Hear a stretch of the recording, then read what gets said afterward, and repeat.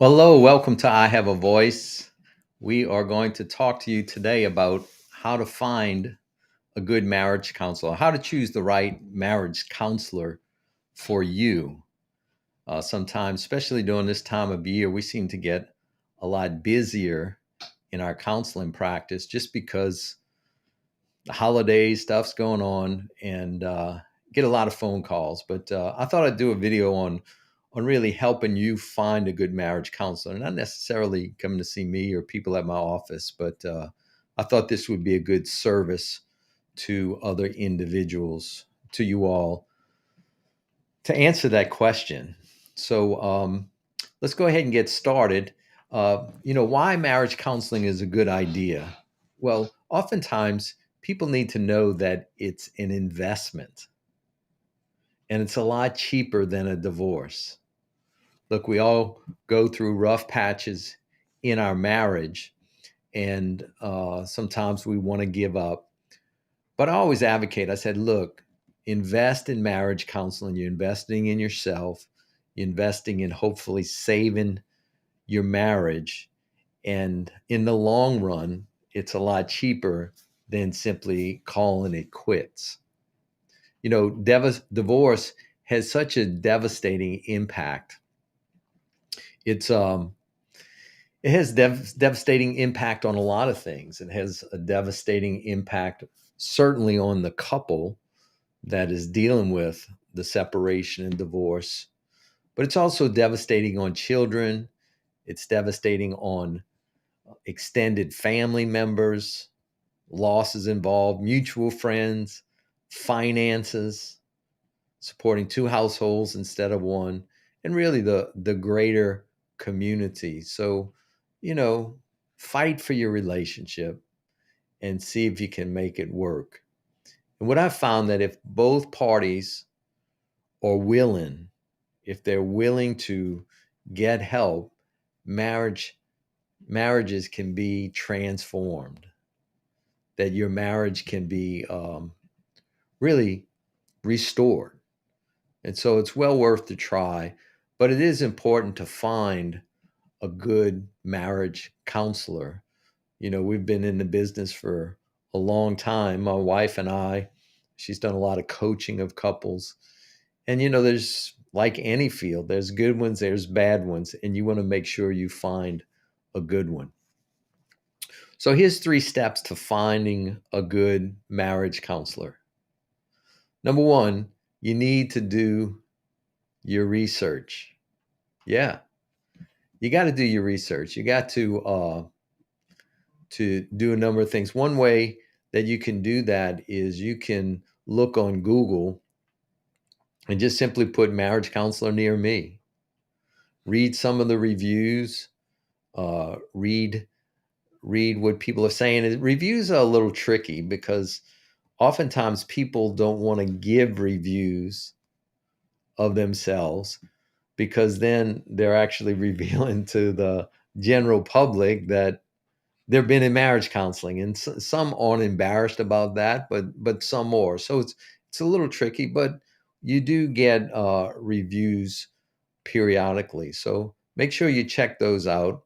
There's also a good website called Psychology Today. You can put that in your search engine, Psychology Today. It's really an excellent website, and it has profiles, which a profile, and I'll show you that in a little bit, but it'll have a profile of the person, of the approach, who they've dealt with, what are some of the issues that they deal with, and it has the profiles of people that are local to you. And so that's another great resource.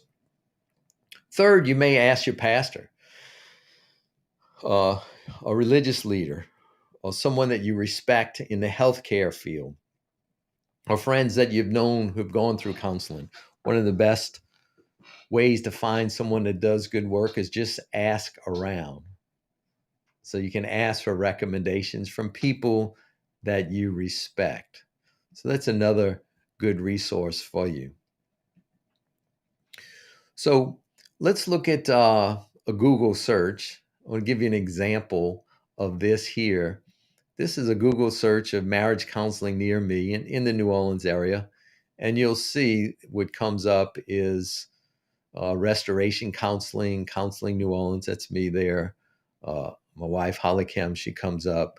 But there's different, and if you'll notice, as reviews, there is a couple of reviews that I received, that my wife received, that restoration counseling received.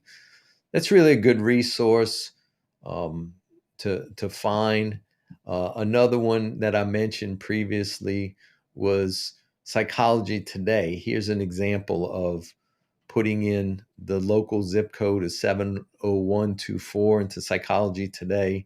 There's 3 counselors that come up, so you get to see, picture who they are. You get to have that, read what they've read about or wrote about themselves, their approach.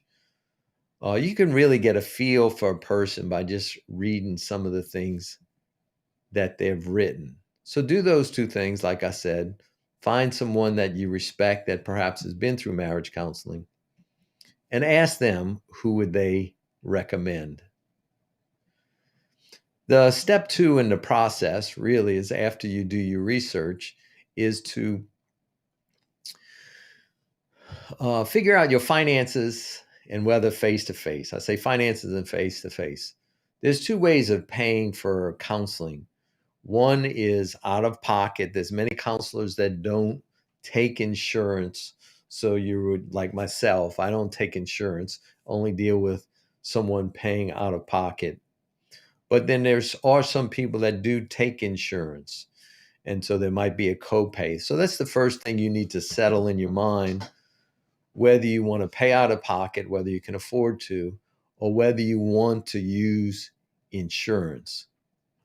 I always say, though, remember that this is an investment in yourself, and that, say that you can save your marriage from going to divorce and it lasts another 20 years. What better investment can you have than saving a marriage, a family, and all the financial fallout that does that?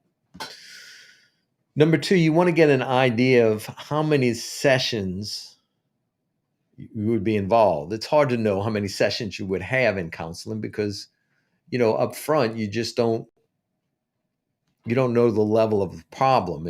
It's really based on the intensity of the problem and also based on the philosophy of the counselor. Like, for example, my philosophy is that very rarely do I see clients more than 10 sessions. It's usually 3 to 6 sessions, sometimes as many as 10.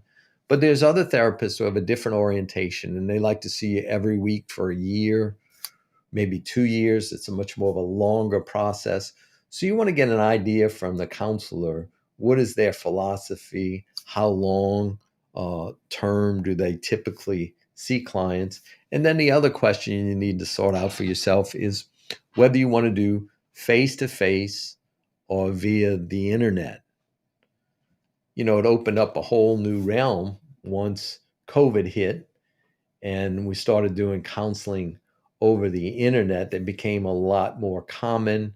I see a few clients that are via internet for a variety of reasons. Like, for example, I have one client that lives in North Louisiana in a small town. They don't want to see a counselor locally because a variety of reasons. And so they chose to see someone that was, over the internet, that they didn't know, in a big town. And so they can keep their information private, which the counselor, I'm sure, would keep private in a small town, but they just didn't want to do that. So you need to sort out whether you're willing to see them face to face or internet, or you may not have a preference. So figure out the finances of how you want to handle it. Secondly, when you want to go face to face, or are you willing to do it via the internet? The third step, which I highly recommend, is to interview the counselor. Ask them, what are your rates? Do you take insurance? So that's the financial part.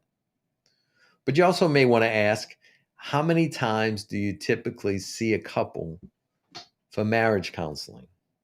When someone asks me that, I say it's usually anywhere between 3 and 10 sessions. Others would have different answers. So you can get an idea, expectation of how often they would see you, how often it would be needed. And then third, you want to ask, have they worked with the particular issue that you're dealing with? If you're dealing with someone that has, say, an alcohol problem, it might be alcoholism. Well, you want to know whether they have any experience in addiction, whether they like to work with addiction, and to deal with whatever particular issue. It might be perhaps an infidelity situation where you need to heal from the brokenness of the relationship. Well, you want to make sure they have experience in knowing how to navigate you through that. There's nothing wrong with calling a counselor and interviewing them, getting the information, and trust yourself, really. Look, trust your gut. Just like anything, you'll have a gut feeling about a person. You'll feel comfortable. You might not feel comfortable. Find a person that you feel comfortable, that their ideas seem to make sense, and then go with it from there. The other thing is that I would like to share a resource with you is we have a YouTube channel called I Have a Voice, and we have really 53 videos right now on marriage advice, anything from how to communicate with your husband, how to communicate with your wife. We have 7 tips to enhance your relationship, how to recover from an affair, how to deal with someone that's dealing with substance abuse. There's a lot of very helpful videos. If you go to I Have a Voice YouTube channel and look for the playlist Marriage Advice, this is a free resource.